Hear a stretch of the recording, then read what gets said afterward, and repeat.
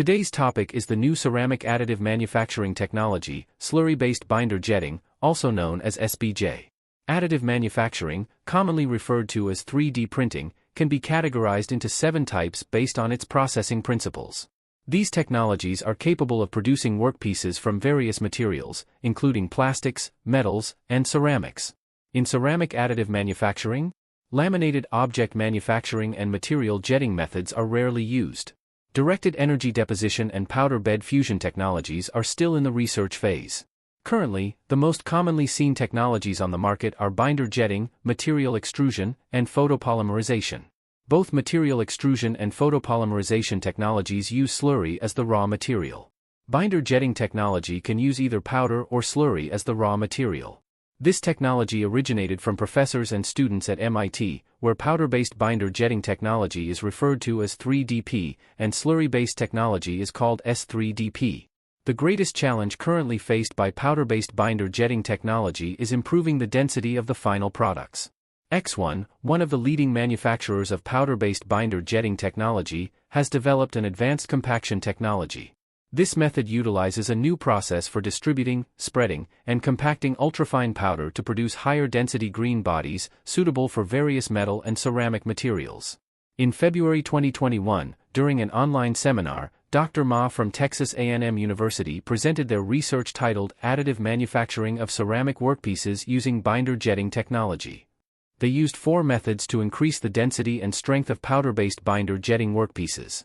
The first 3 methods included 1. Mixing coarse and fine powders, 2. Coating powders with active materials, and 3. Granulation of powders to create denser ceramic parts. The fourth method involved compacting nanometer-sized powders using X1's advanced compaction technology to create ceramic workpieces. Their results showed that the fourth method, compacting nanometer-sized powders, yielded the best results.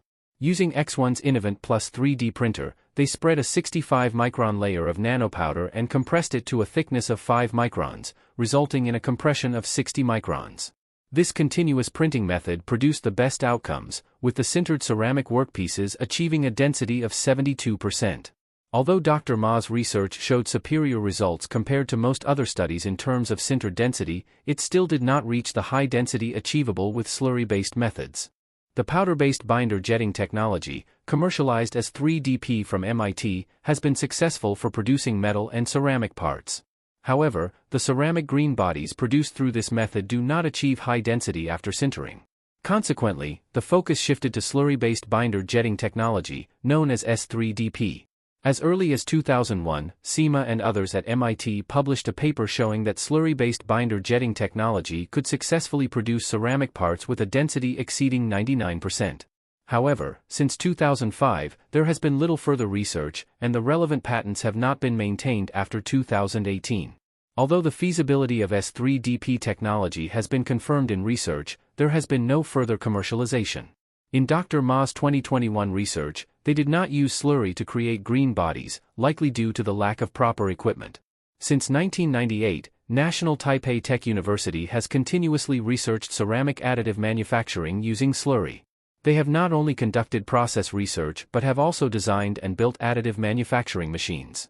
In its early research, Taipei Tech focused on ceramic laser sintering technology. The method involved using inorganic binders to link ceramic powder particles, and lasers were used to melt the binder to bond the particles. However, this method did not produce dense ceramic parts. Achieving high density required increasing laser power to melt the ceramic powder, which caused cracks. Using appropriate laser power can produce crack-free ceramic workpieces, however, they tend to be porous and difficult to densify. To solve this issue, organic binders were used to bond the ceramic powder, and laser melting of these binders produced green bodies that could be sintered to obtain denser ceramic parts. This method is called slurry-based selective laser sintering, SLS. Here's a brief description of the slurry-based selective laser sintering process. First, ceramic powder with a polymer coating is prepared, treated to become water-insoluble. The treated particles are mixed with water and binders to form slurry. During 3D printing, a slurry bed is laid down and then processed step by step according to the design. In step 4, after drying, the slurry bed appears as shown in figure A, with a layer of material coating the outer surface of the ceramic particles, represented in black. This layer is made of water-insoluble PVA, BF, polymer, while the particles are bonded by water-soluble PVA, BC. After a layer of slurry is spread, it is heated and dried, with the binder connecting the particles to form a cohesive green part bed. In steps 5, during laser scanning, the water-insoluble PVA, BF, layer, black, and the water-soluble PVA, BC, layer both melt and mix, forming a water-insoluble material indicated in gray, as shown in figure B. The laser-irradiated area becomes the part, which is water-resistant, while the non-irradiated area remains water-soluble. In step 7, the green part bed is submerged in water, dissolving the binder in the non-irradiated areas, allowing the part to be extracted.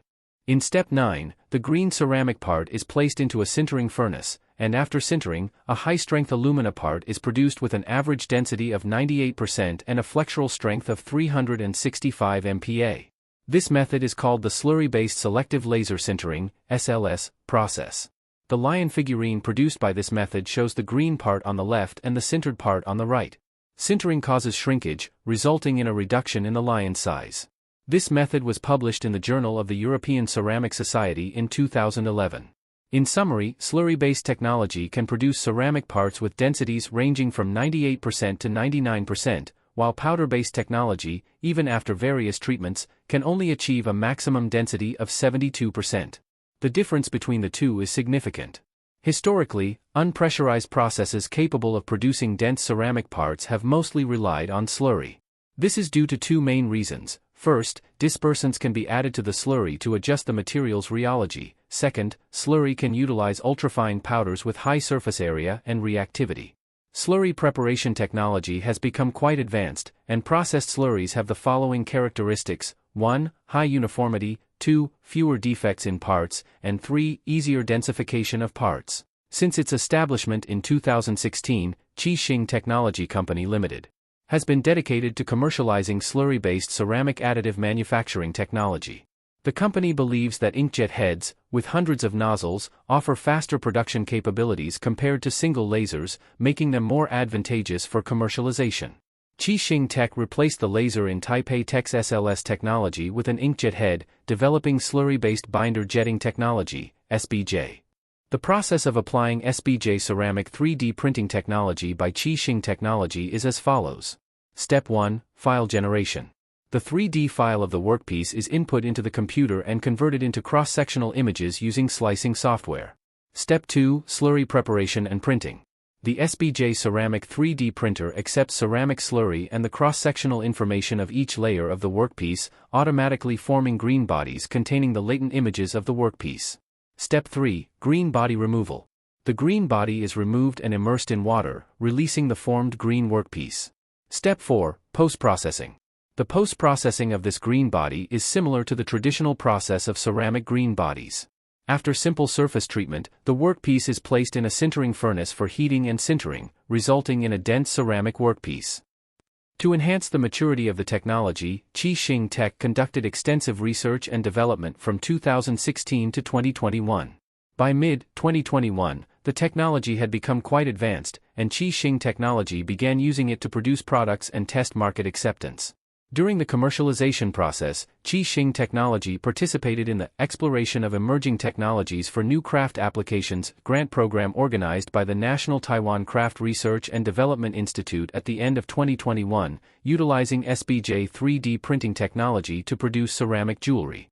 In 2023, Qixing Technology launched its jewelry products on e-commerce platforms, applied for a product patent, and established an official website in 2024. That same year, they were awarded the certificate for the previously applied patent. In 2022, Qixing Technology collaborated with the Metalwork Studio at Chaoyang University of Technology, creating art pieces like tree cups and essential oil bottles using their SBJ 3D printer.